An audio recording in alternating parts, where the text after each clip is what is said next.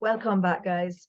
I know that a lot of you have reached out to me since I did a recent video where I read a short story from the book, The Hero of Fern Gully by Glen Laman and Basil. And, since that, I've had some other Jamaican authors reach out to me and they are interested in me reading their stories. And I think that I would just absolutely love to have an opportunity to share Jamaican talent with the world because there's so much talent and it needs to be out there, right? So if I can play my small little part, I would be more than happy to do that. So Mr. Laman reached out to me and he said, look, feel free to read more of the stories. And so I'm going to read you another one of his stories today. And this one is called The Peppermint Lady. And he told me something about this lady afterwards because we were in communication and he was asking me my feedback about the book. And I was telling him, all the stories that I really enjoyed, which is pretty much all. So this particular one kind of struck me and I said it to him and he told me something about this lady at the end, which if you stay tuned to the end of the story, I'll tell you what he said. Okay.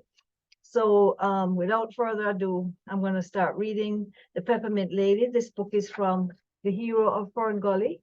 Here you go, The Hero of Fern Gully. And again, it's by Mr. Glen Laman and Basil, and it's available on Amazon, right? So here we go. This one is by Mr. Laman. Lulu Powell was busy in her kitchen, making a breakfast of cornmeal porridge and mint tea for her family, when she heard a loud knocking outside. She quickly dried her hands in a dish towel and went to see who it was. A small group of women and children had gathered outside at her gate. Can we pick some peppermint, Aunt Lulu? One of them asked. My mother sent me she don't have any tea and she needs some mint to boil for breakfast, another added. Okay, but you come and pick it yourself. Me busy, Lulu responded as she opened the iron gate. Take one extra piece and plant it so you will have your own tree, she said in an encouraging tone. At the side of her house, a Jamaican mint tree that had seen better days was showing signs of abuse. It was as though a goat or another animal had been feeding on it. This plant had a woody stem and a bushy shape. The Jamaican mint is not actually a peppermint, although that is what the people call it. Unlike a true peppermint plant, it can grow into a small tree several feet in height. Every morning, people always came begging for mint at Lulu's gate. Folks would suddenly realize they had nothing to make tea that morning, and they would send a child or someone else to get a piece of mint from Miss Lulu's tree. The poor peppermint tree I got dead, Lulu lamented. You know how long me I beg them to take piece of mint and plant it so them have them own tree and stop bother me every morning? She shook her head in disgust. Them ears hard, you see. The next morning, when another set of neighbors arrived at her gate, she once again encouraged everyone to take an extra piece and plant it so they would have their own tree. Oh, no, see that this tree is soon dead. Then there'll be nothing to pick, she explained in an exasperated tone. Finally, one morning, when the usual crowd had gathered, she shook her head and smiled. The tree is dead. Oh, no, kill it off. Come and look. You see? There's nothing to cut from now, she explained. Nevertheless, she opened the gate and let them in to see the remnants of the mint tree. It was just a shell of its former self. They had stripped off all the leaves, only stems and branches remained. The group looked at each other in consternation and with some confusion. When they shuffled away, convinced that Lulu's tree could provide no more mint, Lulu walked around her house to the backyard. There, away from prying eyes, she walked up to a flourishing mint tree she had growing in the backyard. It was lush with green leaves. The next morning, all was quiet as Lulu prepared breakfast. There was no crowd at her gate, and all was well with the world. She had a big grin on her face as she declared, Lulu, after you know easy. She had already picked several leaves for her tea that morning from her hidden mint tree. This peppermint tree would be her secret from now on. A week later, the word was all over the village. Did you hear how Miss Lulu fixed the people them? All know they cannot believe it. She shut down the morning peppermint tea. Serve them right. Them take too much liberty. Bothering the woman every blessed morning saying them want tea. It's like them kill the goose that laid a golden egg, chimed a woman with a smile on her face.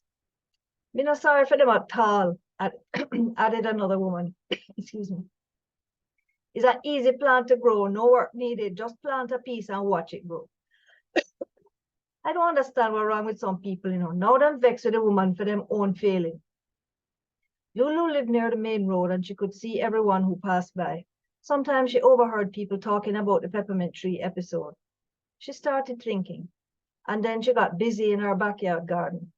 She had embarked on a new project. She did not say a word to anyone. A couple of weeks later, she placed a seedling box at her gate.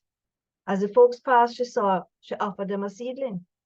It was a young peppermint sprout, complete with a patch of soil. Soon the word spread that Lulu was giving away peppermint sprouts for planting. The children came, the grown-ups came, they each took a sprout and thanked her.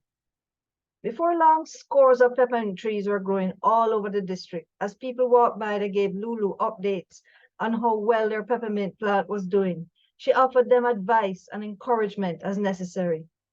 Unwittingly, Lulu was abiding by the adage, give a man a fish and you feed him for a day. Teach a man to fish and you fed him for a lifetime. She taught them how to be self-sufficient. As a result, everyone resumed drinking peppermint tea in the mornings. This time, however, they picked from their own tree. This is how Lulu Powell became known as the Peppermint Lady.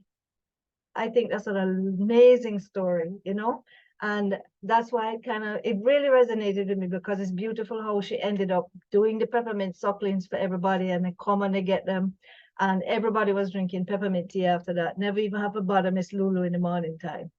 So as I said, Mr. Laman told me something about this lady, and I'm going to share it with you. And he said to me, you know, when I said to him that this was one of the stories I really, really enjoyed, he said, well, that lady is actually his grandmother. It's a very true story that happened, and that's exactly how it went. And as a matter of fact, she used to love to grow plants, and she had every can had some different kind of plant in it, and she even used to grow coffee. And I was so fascinated when I said, wow, you know, it just brings the story to life even more when you know that this is actually his grandmother the story is about. So I really hope you enjoyed that, and I hope you like and subscribe and share this with your friends and family. And yes, if you're an author out there and you would like to get your book, you know, spread out a little bit more, I'm happy to read bits of it. So I hope you enjoyed, and I'll see you on the next video. One love.